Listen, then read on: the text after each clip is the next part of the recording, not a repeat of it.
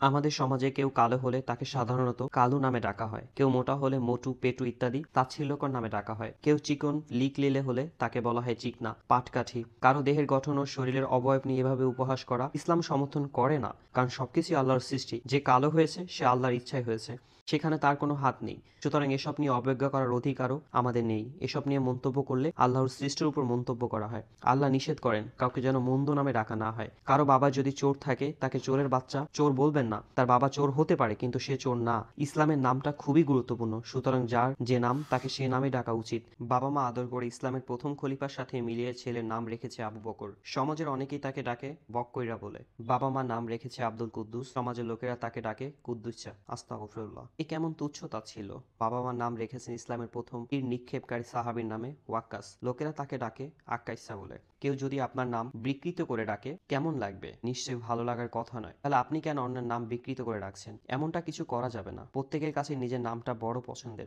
বড় আদরের, বড় যত্নের। কারণ এই নামেই তাকে সম্বোধন করা হয় এবং এই নামটাই তার প্রাথমিক পরিচয় বহন করে। তাই অন্যের ভালোবাসা আবেগকে গুরুত্ব দিন। অনেক সময় আমরা ভালো নাম বা উপাধিকে খারাপ অর্থ ব্যবহার করি। যেমন কাউকে বললাম পণ্ডিত বা বুদ্ধিজীবী, কিন্তু সে মূলত পণ্ডিত বা বুদ্ধিজীবী নয়। এটাও এক ধরনের বিদ্রূপ। সহজ কথায় প্রত্যেকে তার নিজের নামটা যে শব্দে শুনতে পছন্দ করে তাকে সে নামেই ডাকুন। এটাই ইসলামের শিষ্টাচার।